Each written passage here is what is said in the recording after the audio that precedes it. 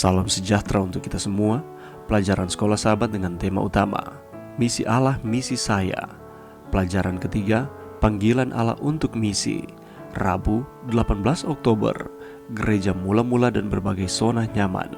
Bacalah Kisah Para Rasul 8 ayat 1-4. Di gereja mula-mula, apakah yang membuat orang-orang percaya tersebar dan keluar dari zona nyaman mereka? Sampai waktu ini, gereja mula-mula hanya ada di Yerusalem saja, atau dalam wilayah orang Yahudi dan di antara orang-orang Yahudi. Ketika terjadi penganiayaan, ketika Saul, seorang Yahudi dan Farisi yang sangat saleh, terlibat aktif dalam penganiayaan tersebut, gereja di Yerusalem mulai tersebar di seluruh Yudea dan Samaria. Yesus telah memprediksi hal ini dalam Kisah Para Rasul 1 ayat 8, bahwa kamu akan menjadi saksiku di Yerusalem, di seluruh Yudea dan Samaria. Pernyataan ini digenapi sebagaimana dicatat dalam Kisah Para Rasul 8 ayat 4, bahwa mereka yang tersebar itu menjelajah seluruh negeri itu sambil memberitakan Injil. Bahkan setelah gereja mulai bergerak keluar dari Yerusalem, mereka masih terus berkhotbah di wilayah-wilayah Yahudi atau di daerah-daerah tetangga dari orang Yahudi di kota-kota yang lain.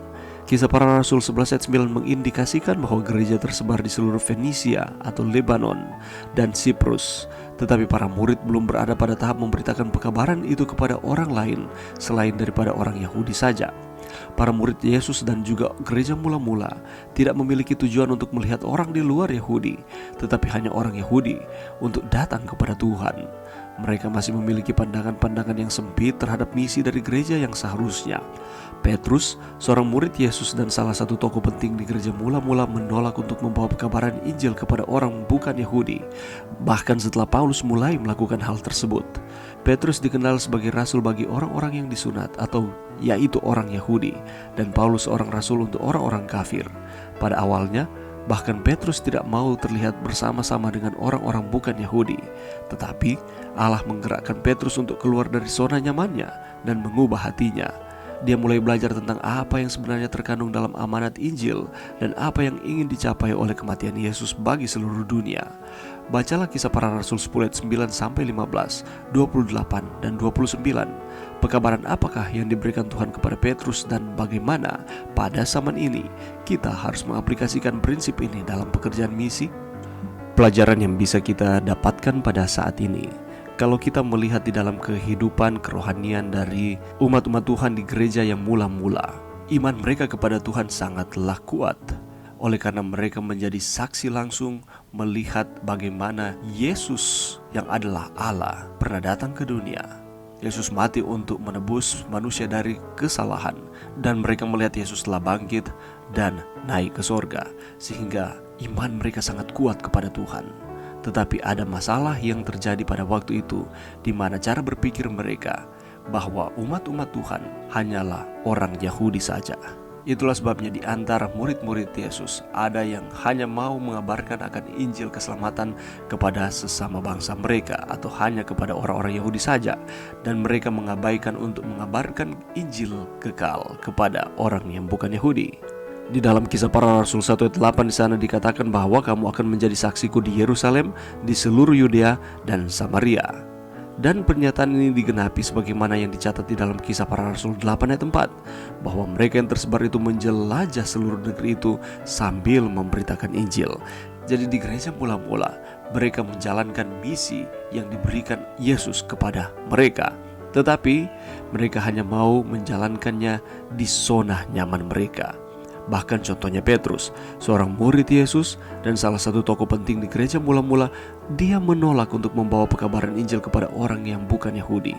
Bahkan setelah Paulus melakukan banyak hal terkait dengan bagaimana caranya ia menjangkau akan orang-orang yang bukan Yahudi, tetapi Petrus dan juga beberapa murid yang lain, mereka hanya berfokus kepada orang Yahudi saja.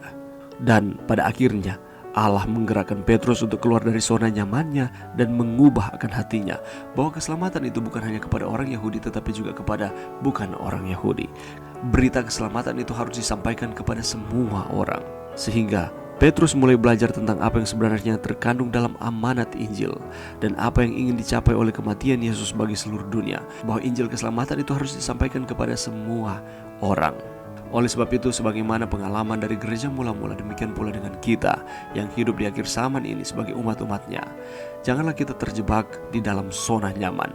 Kita memberitakan Injil, tetapi hanya kepada etnis, budaya, orang-orang tertentu saja.